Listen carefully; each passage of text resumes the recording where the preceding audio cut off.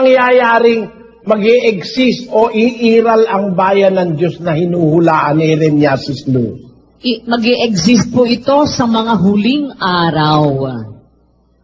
Ano ang pagkakakilala na sila yung bayan ng Diyos?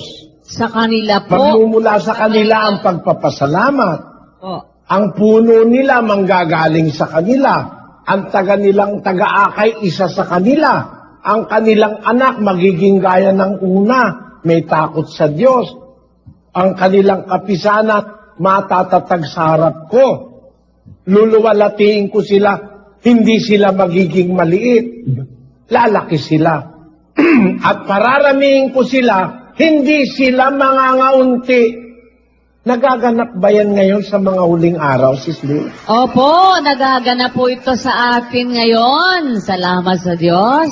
Eksakto lahat ng detalye po. Sa alinsabay ng pagsama ng maraming tao, nagaganap naman na may mga taong nakakaunawa ng kabutihan ng Diyos. Tama ba, Sis Lu? Amen. Tama po.